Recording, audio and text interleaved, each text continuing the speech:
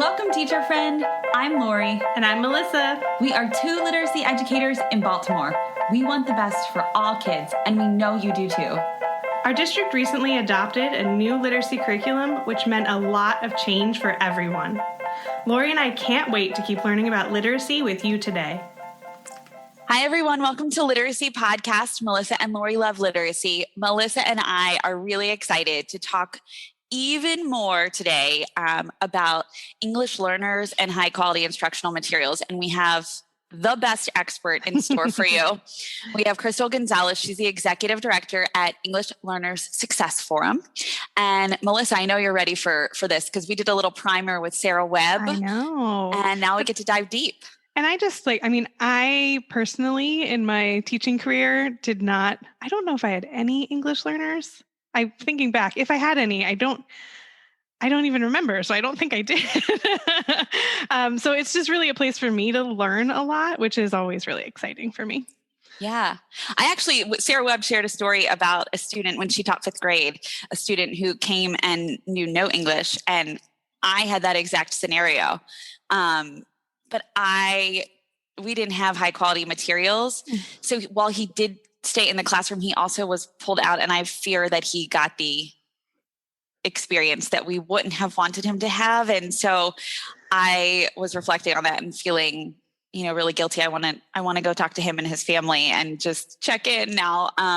But the materials do matter. And I think that was part of it, a big part of it. So anyway, I've been doing some reflecting on that and over time. And so it'll be nice to talk to Crystal today. So Crystal, welcome to the podcast. Thank you. Happy to be here. Yeah. Will you tell us a little bit about yourself? Of course. So I just moved to my home state. So I grew up in this great state of New Mexico. And I've been gone for over 20 years. So it's really awesome to be back home and reconnecting with a lot of people actually in the education space, which has been awesome. But I started my career as a 4th and 5th grade bilingual teacher in Texas, in Houston in particular. And, I think even though I was a bilingual teacher, it's like many of us, we have students at all levels in that classroom. Mm-hmm. So I had students that, were level 1 English speakers, meaning that they were learning and they were just getting their feet wet on there. And then I had students that were about to be reclassified and were ready to just, go full force in English. And so it was interesting being in that space. But I have to say when I started, it was about 20 years ago. But when I started, it was interesting because, we had everything in print. And I just remember many of us could probably resonate that are listening is those big old binders that we would get with, our standards and for content and our standards for English language development. And so, it was really overwhelming. So I'm really jealous and very grateful for what we have now for our teachers, because that was a nightmare back then. And it was crazy. But yes, I started my career as a teacher, loved what I was doing. And honestly, that's really what drives my work today. I think about my students all the time. And I'll even just add this piece, my personal motivation. I think we all have a why for this work, but is really my family and just them being in our system for so long and did not get access to the great opportunities that many kids deserve. And so knowing that my parents that were, categorized as English learners back before there was a categorization really got the brunt of a system that did not serve them well. So seeing that was just one generation ago. My family has been in New Mexico over 7 generations. That tells you a little bit about our school system. And so anyway, that is my why. And this is why I'm really passionate about materials and what they do. That's a pretty powerful why. Absolutely. So can you tell us a bit about the organization that you founded? You founded English Learner Success Forum? Tell us, how did you get there? What is it all about? Yes. So, I didn't do it alone. I will say that there was a lot of people involved that really taught me a lot throughout the whole way. But prior to this role, I was actually working at a national foundation. I was a program officer And this is right when Common Core came to be. My portfolio was on teacher supports. And this is where we started, well, and everybody on this podcast, right, knows the whole era when textbooks were just slapping on the Common Core sticker. Oh, yeah. Yeah, we've talked a lot about that. So it was during that time. And so our focus was on professional learning. And this is when high quality instructional materials started to really get formed and developed, and saying we need better for our educators. But part of it was, obviously, it was not a ground up effort, right? A lot of educators were not involved in that. And some places more than others, I will say that. But really, we're trying to figure out how do we help. And educators left and right were just saying, this is, materials they don't have what we have, right? You're telling us in this training, this is what we got to do. But our materials aren't even close to that. So that was a huge gap at that time. So we really left with two big questions. One is, how do we empower teachers in this transition? And then obviously, what is the role of material? So it started there with, big questions about what does this mean? And as a program officer, I was very, very grateful to have some awesome grantees. I won't name any of them. Awesome grantees in this space. But my question to them, I'd put my teacher hat on, is obviously the lens I always come to the work at, and it's just like, well, great, we're doing all these great efforts on materials, but what does this mean for our English learners and our emerging bilinguals? And I would honestly hear one of two responses typically, and this was becoming a trend. And I would hear one, oh, we're gonna leave that part up to the L experts. We're not gonna touch that right now. We don't know enough about it, so we're leaving it to the L experts. Or to, we're gonna figure it out first for, I hate this term, but it was used and it's still used, Gen Ed. Yeah. We're gonna finish it out for all the Gen Ed kids first, and then we'll figure it out for other subgroups. So L's, special, students with disabilities, so forth. So really that's how we started, is what can we do about that? And so, and I think that's as a foundation, you are able to convene people. And that's where we brought a lot of folks in the space to come together and explore this. What can we do to answer this question? Why we can't have these silos that exist, and what that entails. And I would imagine, I don't know if this is true outside of Baltimore. I can only tell you Baltimore, but like I said, I had very few, if any, English learners, but I know the population is growing so quickly here. So everything you're saying is so needed. Is that true outside of Baltimore? Absolutely. And I think this surprises people, because you assume some of our more populous, we know California has the highest percentage of English learners. We know the demographics in New York City and Florida, right? We think of those, but the fastest and highest growing EL growth rates in our schools is actually in the Southeast. And in the last, 10 to 15 years, South Carolina has grown and their EL population by over 200%. Wow. Yes. And then Maryland, surprisingly, a second, by over 180%. And then Mississippi, Arkansas, and Kentucky, I think, are the next three.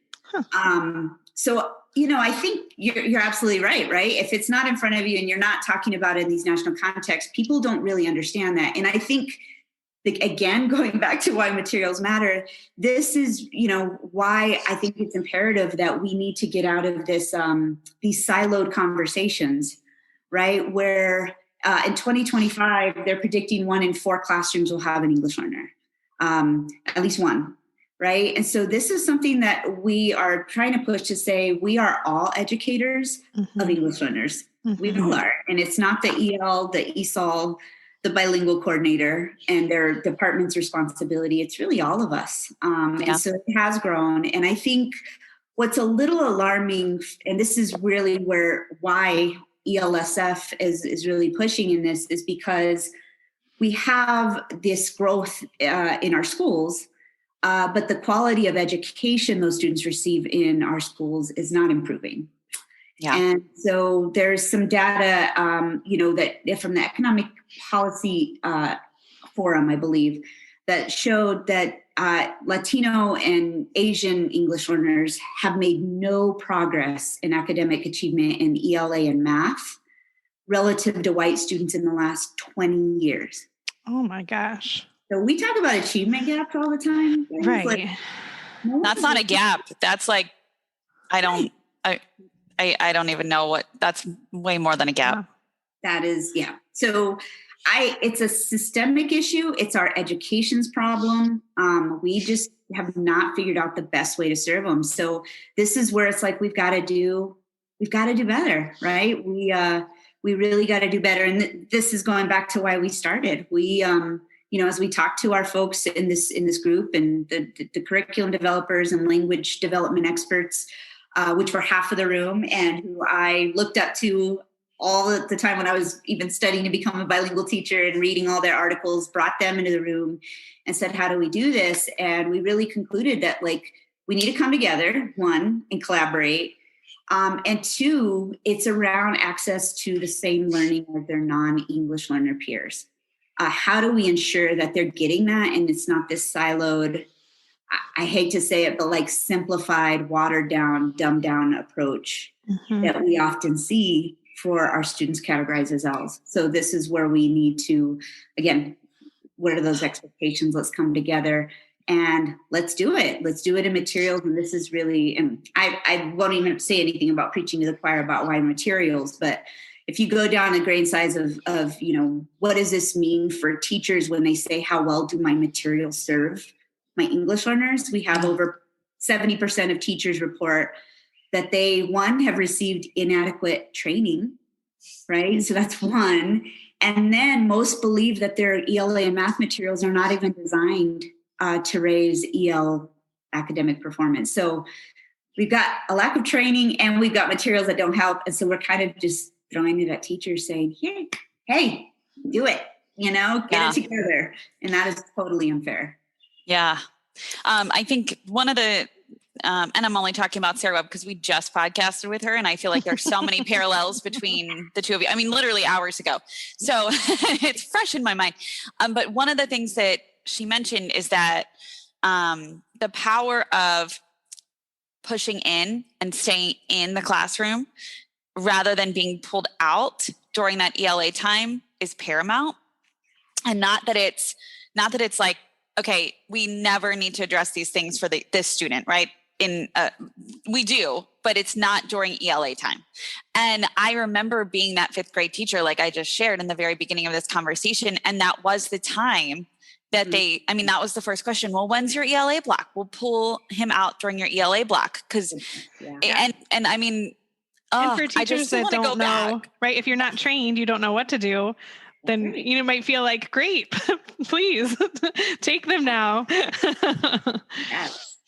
Yeah. Can you speak to that a little bit and just the power of both and, right? Like we're not saying that this child does not need additional supports. We're just saying they also need content-rich, high-quality instructional materials and opportunities to hear their peers speak, hear the content that's being delivered, engage with it, and then have opportunities to work through any challenges that might ensue, but also get that vocabulary and rise to the challenge, That's right. No, that's absolutely right. And that is, again, a systems issue where a district or a school can have some power in the scheduling and what that looks like, right?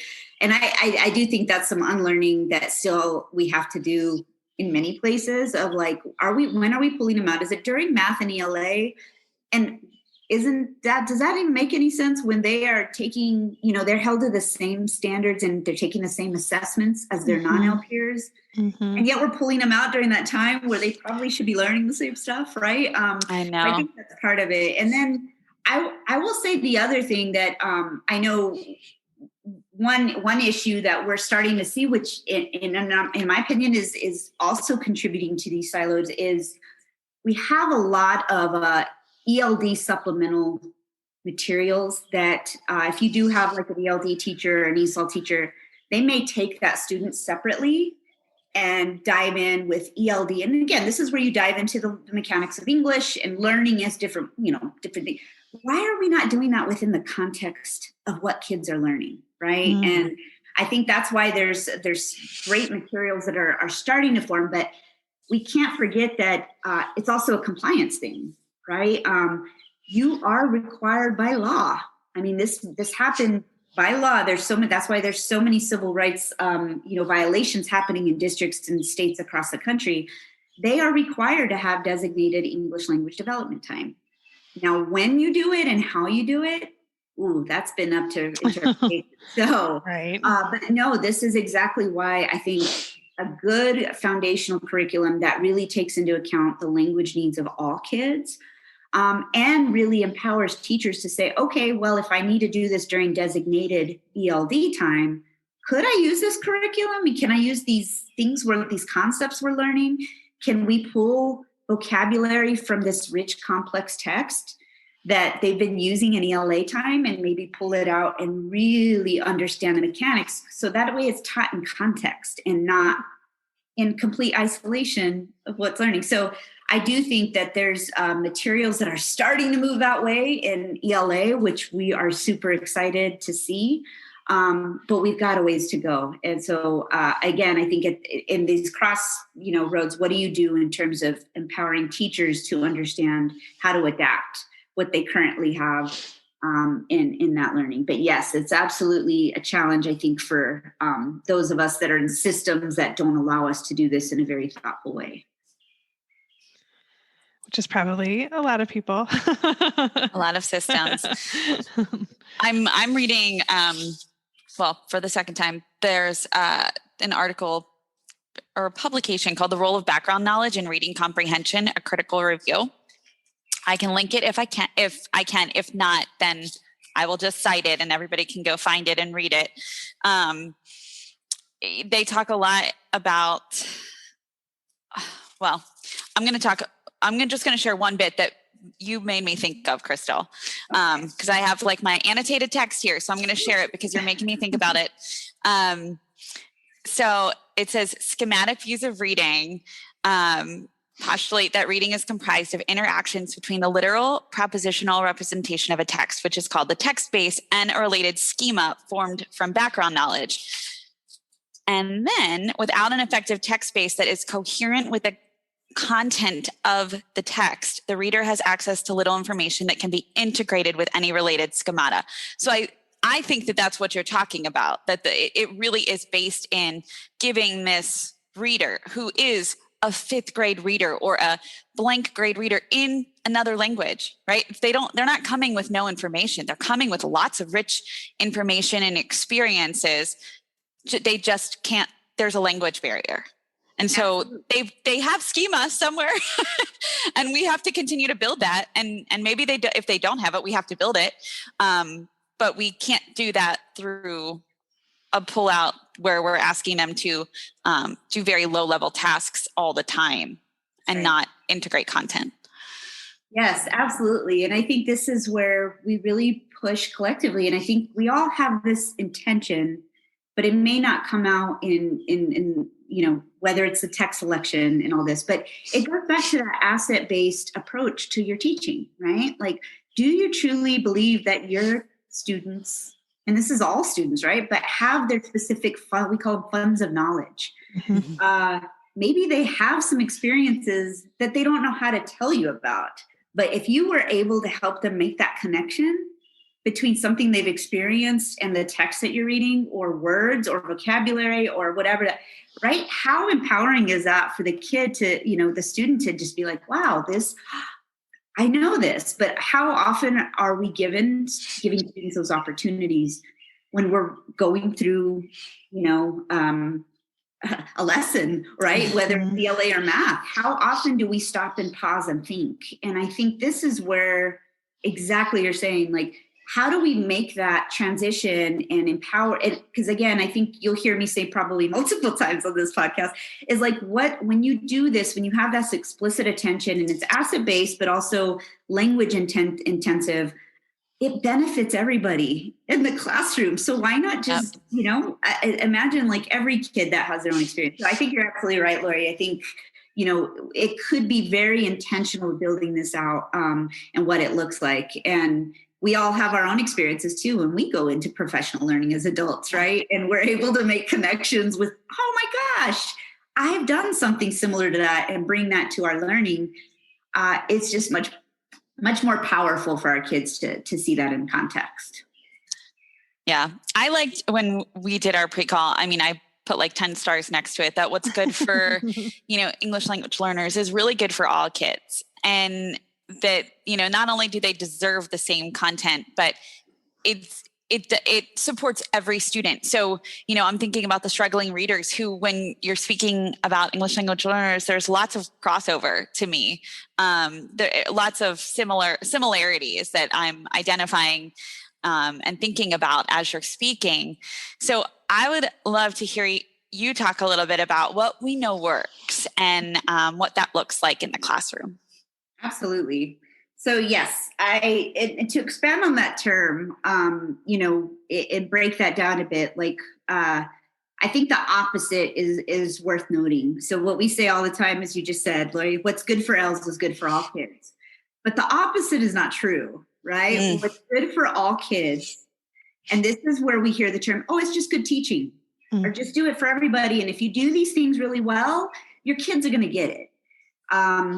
That's not always the most beneficial approach for English learners, right? So what's good for all kids is not always good for it's not always best for English learners, but what's good for English learners is good for all kids. And I think this is, again, going back to really being explicit. And I hope we'll be able to maybe dive into a lesson a little bit later and show some of those examples, because that's exactly what we need to be doing, very intentionally. And so I think I'll call it out, right? Even coining the term English learner, I do think sometimes people see it and are like, oh, well, I don't have English learners, I don't need to do that. And this is where we really say, no, let's think about this holistically for all of our kids. And so this is what we did, and this is when we started ELSF. And I will say, all of our materials are openly licensed. They're free. They're on our website, because we truly believe that all of this is stuff that needs to be shared widely, right? We know what works in research. We have a pretty good foundational research base for content-based reading and reading and math for English learners.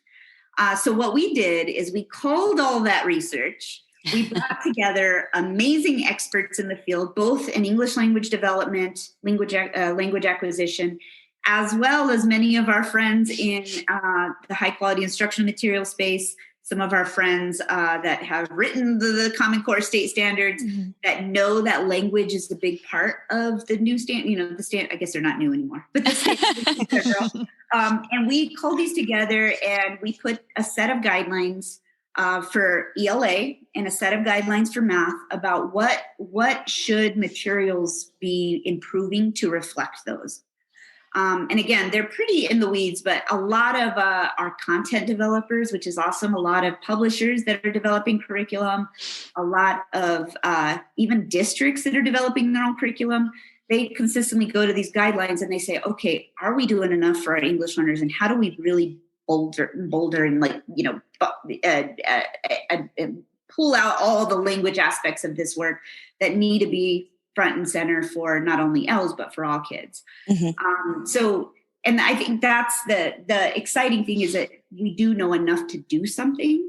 And I do want to emphasize too, that this is what makes us a bit different, I think, from a lot of EL efforts out there in the space that are somewhat content agnostic, right? They'll be doing things around think, pair, share, or do these things, and they're all separate from the deep content that is what our students should be, really getting into and struggling with a bit. All students should be doing productive struggle with what they're learning, right? Because it's at a grade level that we need to be teaching up to them. So our focus is on access to grade level content for all of our kids. There are other efforts on proficiency and how do you get, students reclassified and speaking English quicker. Ours is really around the learning and that approach to really giving them, again, the same learning opportunities as everybody else. So we do have what that looks like. And so to your question, I'm going to list these. We have some concepts here that I'm going to list out. And I was just thinking, I wonder if I took out the term English learners, how that would resonate with folks, right? But I'll give you a few examples. So we have 5 areas that we really think are critical for curriculum for English learners. The first one is language and content are interdependent. So we really believe instructional materials interdependently support language and content learning through engaging, interactive oral language, writing, and reading activities. Now that piece, that doesn't say English learners, but how many opportunities are our materials actually giving students that, to build arguments, to ask questions, to engage and to speak back what their peer just said back, right? We love that stuff. We've all used that kind of all this benefits all kids. So that's a for sure say. The second one are, scaffolds are attentive to individual L's in the moment. They're planned for, they're anticipated needs, and they're adapted over time. And again, I think this is how we look at what does a curriculum say, what does a content say, and how do we emphasize language through that. And it is more than vocabulary. This includes syntax, discourse. But again, how is it using complex grade level text? And imagine too, all kids kind of benefit from that when we do a deep dive, right? So I think we have these principles. We have a couple more that I'd be happy to share, but these are all things that we know work. This is what the research says. And this is, again, I think this is what we're hoping to see. We're already seeing it in a few places, but more curriculum that's being developed to have these embedded structures and it be, critical and embedded in the design features of every material, curriculum material that gets developed. I love that. Sorry, Melissa. Just before I forget, Crystal, will you send me those after the podcast? Will you send me a little snapshot of them just so that I can include them in the notes so everybody can, even if we don't get to all of them, we can link them in so everybody has that great information. Sure. Thanks. I was just going to say, I think that the thing that probably gets taken out the most for a lot of these, not the work you're doing, but I'm just saying in general, is the complex grade level content, right? Even novice here, but even I knew oral language is really helpful, but I could imagine it often being, like you said earlier, watered down or with, content that's below grade level instead of for me, it feels like the newer part of it is do it with the grade level content, the complex texts. That's exactly right, Melissa. And that's another resource I'll send you guys after this is, I don't know how deeply you've gotten to the fun world of leveled readers, but one of our great advisors, Lily Wong Fillmore, Dr. Lily Wong Fillmore, is very well known in the EL space. But she did a resource for us about her and her colleague, Farah Asaraj, who's an educator in Boston, and really laid out some do's and don'ts of leveled readers because of that exact point, Melissa. We see often, you can walk into a high school ESOL class and they're given a text at their level. And what if they're at a third grade level? I know. Imagine being that high school student with a third grade level book, or the teacher saying, well, you don't know enough English to do this, what we're doing in class. So here you go, getting you something easier, right? And that's where we're really concerned about, leveled readers being a thing. If you give it consistently a leveled reader to an English learner at their level, how in the world are they going to ever catch up? One, because that gap is so big to begin with. But also, that's how they learn the functions of language. Right? How you learn words, and why not do it with beautiful texts? And that's where we can really, keep those expectations high. But again, it takes intentional scaffolding, right? It's not going to come easy and be like, well, how come they didn't get it? They told me to keep. That's really where we see the promise of educative materials, really guiding teachers to scaffold not only for L's, but for all the kids that may be a little behind grade level, right? But you're exactly right. I think, and I'm happy to send that resource because it's a 2-pager. something quickly, easy educators can look at about do's and don'ts for leveled readers. Okay, so we've got it, girl. We've got that resource.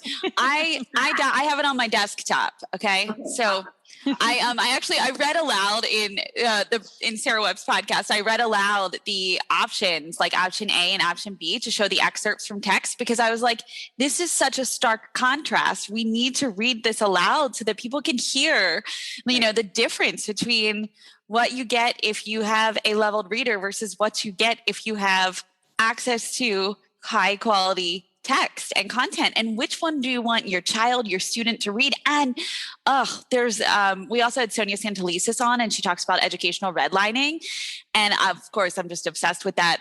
And her explanation of it in particular is so clear, and she's just incredibly articulate. But she always says, like, which student gets to stay, who gets to go, who gets the text that's owls are birds of prey, they catch rats and mice, and who gets the text that says, imagine you're a small animal minding your own business, scurrying low to the ground. Like, who gets which text, and why doesn't every student get that rich text?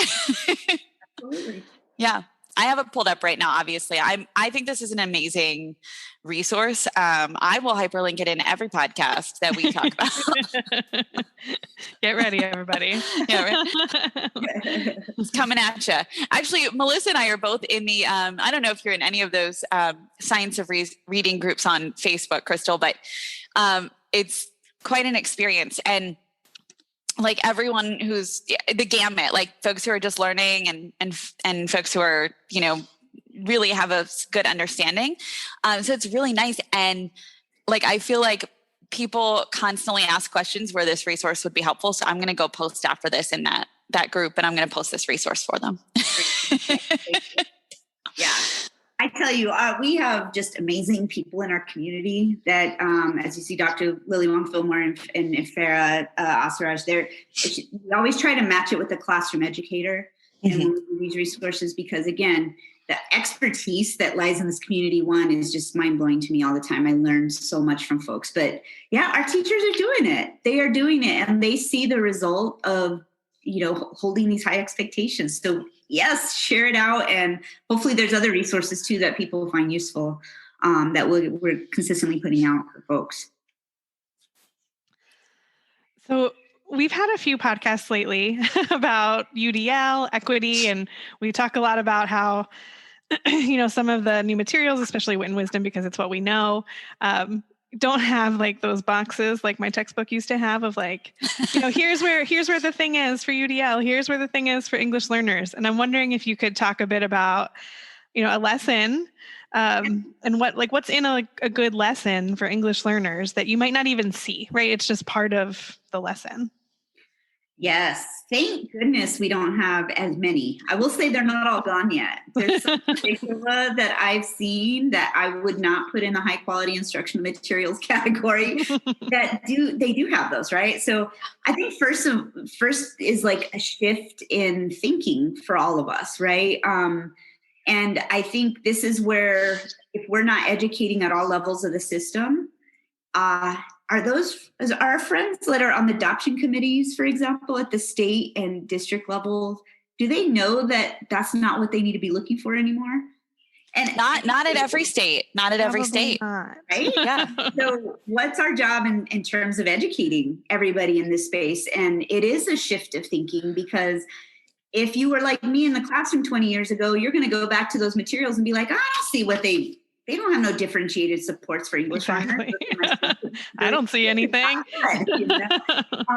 So yes, I think this is where we try to go in and, show as many examples as we can. And we are continually needing to build more exemplars. I'll be honest with you. We don't have enough out there to show what we mean and what we don't mean, right?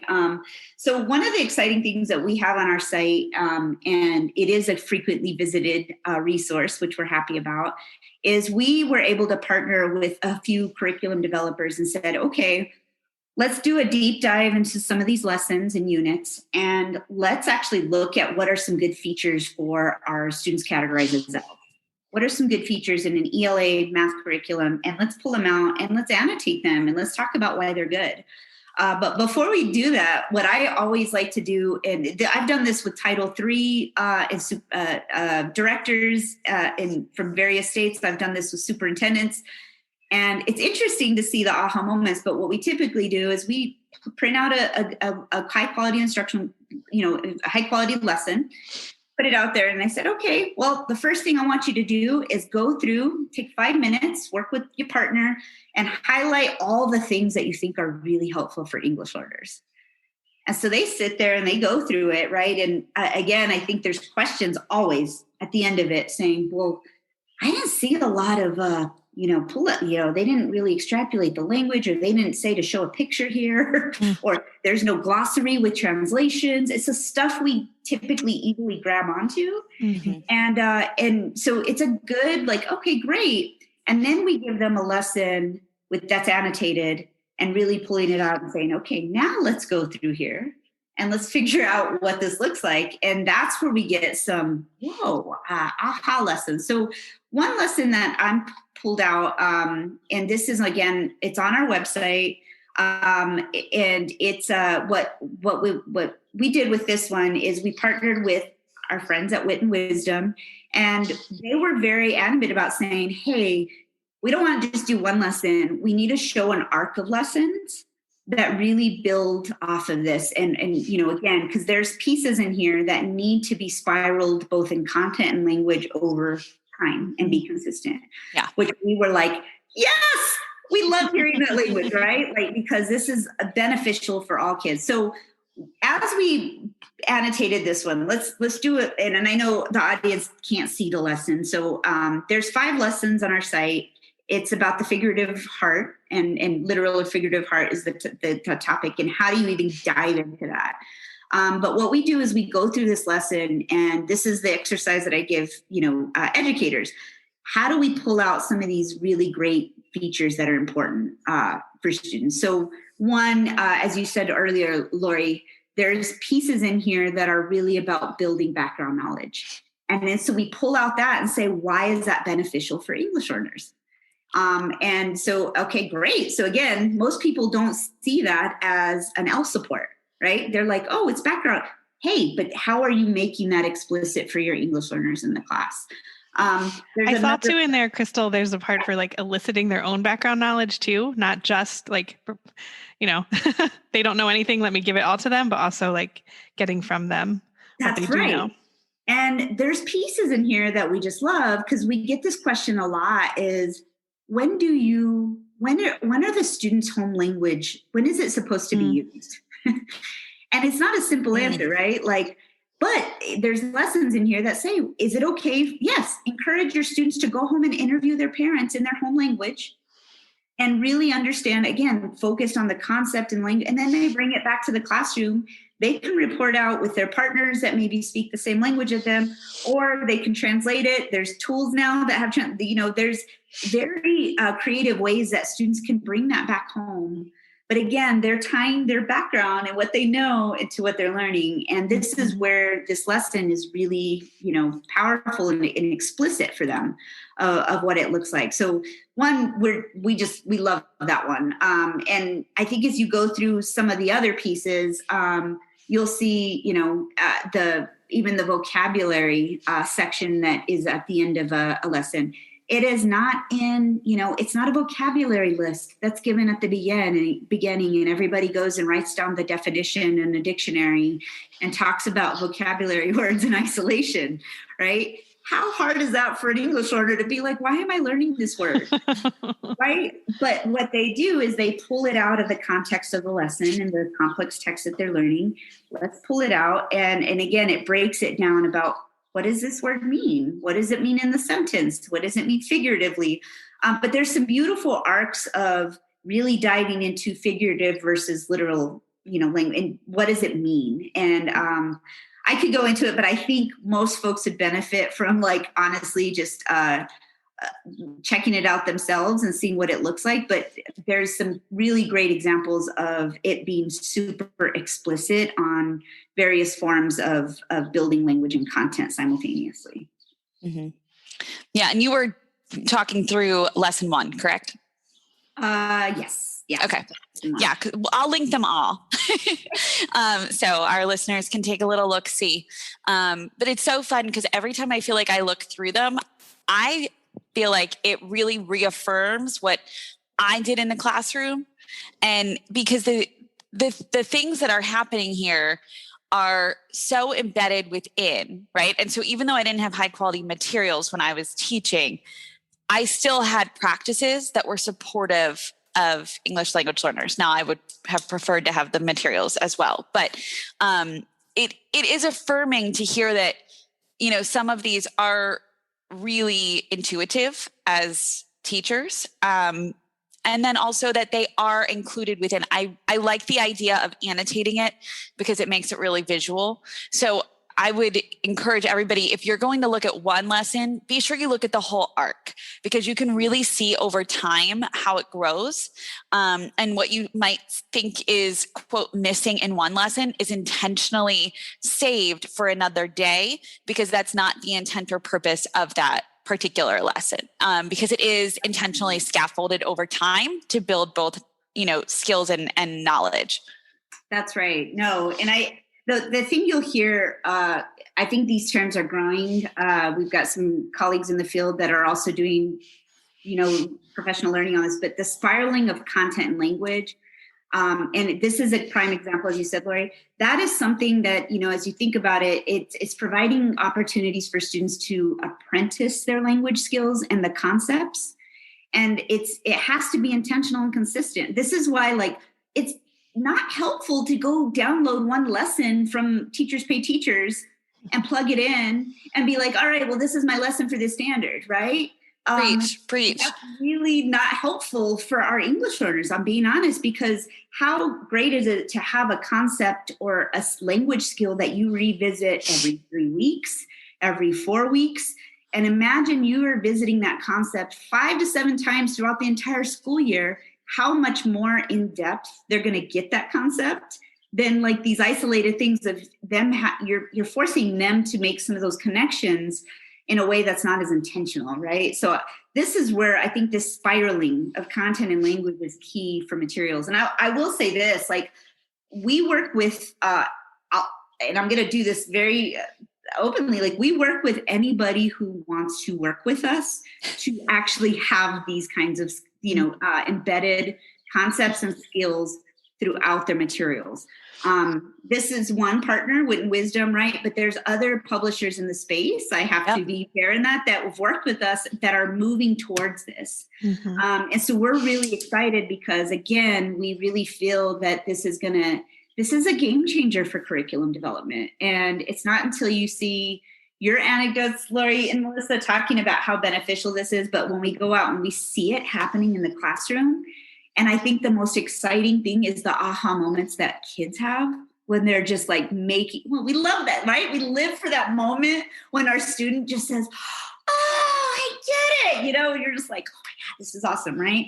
I think it's the same. I mean, this is just us getting closer to that, especially with something that's, you know, these are complex and tough concepts for a lot of our students, but I think that's our job, and that's the job of curriculum developers, is to give us the supports we need to make that a lot more intentional and consistent.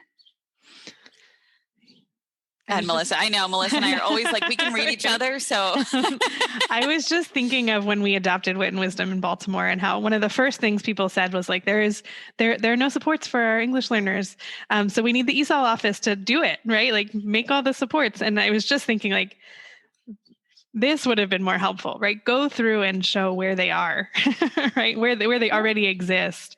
There's some that have them. I will say that I do think, you know, we're at the beginning stages. Mm-hmm. We're starting to see some good efforts happening around this. Now, is it as exhaustive as ELSF wants all of this curriculum to be? Not yet. Like, right. And I think there's some that are well ahead of the curve. But there's still some work to do. I will say that, like, and this is where we want to help both sides, right? We want to help decision makers identify what key features they want to see. Because if we're being honest, like, you know, districts and states, they hold the bar. for these curriculum developers and publishers in the space. And there's some publishers that have not done the hard work. And so that's like all of our jobs. I really feel that we need to educate each other about what are these things. And that's where, that's why our stuff is free, to be honest. We don't want to be holding it and saying, no, we're going to hold it all. No, we want everybody to know what is that bar for ELS, and whether you're on the developer side, do you meet this bar? And there's self-assessment tools on our website too. So you can actually go in and see, do our materials do this stuff as extensively as we think? And then on the educator and leader side, how do I demand more? Because we're going through an adoption process in 3 years. Mm-hmm. And our materials have had no good results for any of our English learners. This is also where we have tools on our site, and we're creating more that will empower these adoption committees to say, we have to have embedded ELS supports. Okay, great. What does that look like in our adoption criteria? So I think it's both sides that we're really trying to empower with information. And we're not there yet. So I want to make that clear. Like, I think we have great stuff, but we're excited about the trajectory that we're on collectively, and where folks are moving. So very exciting. It is. And I just have to reassure you that we have not had a perfect guest on our podcast who has been there yet. I think I've said it like once every 5 podcasts. Everybody's like, it's not perfect. We're not there yet. I'm like, that's cool. Nobody's there yet. But we are super grateful for your work, and like just so thankful for all that you do for students, teachers, educators, curriculum developers every day.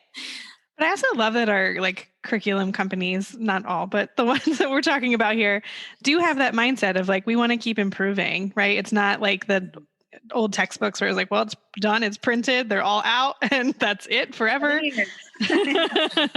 So yeah, I just appreciate that people have that mindset of like, we have what we have and we're going to keep making it better. Mm-hmm. Yes, absolutely. Crystal, I feel like our time is coming to a close, even though it does make me sad. But I would love if you would share a piece of advice for our listeners. We have, I think, Melissa, right? Almost 50K downloads. So yeah, we're pretty pumped. You had 45 on our sheet here. I was like, I know. Well, that's when I did the pre-call with Crystal. It wasn't 45. Now we're almost at, I just checked the other day, we're almost at 50. So you're reaching a whole lot of people. If you could leave one piece of advice, what would you share? This one? I know. Well, feel free. I mean, go ahead. You have 6 minutes or as much time as you.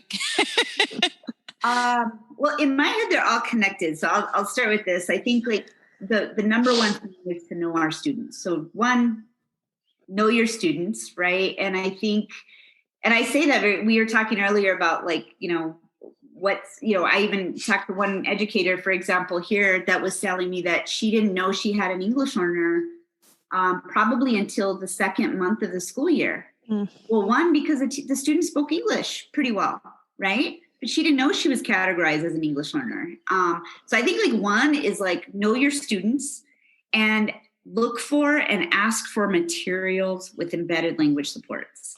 I think we have enough resources out there. We've got tons of free ones to know what to look for. Mm-hmm. But I think, after today, I think we can say like when language, I hope that stuck, is like when language is attended to explicitly, it really benefits all kids in the classroom.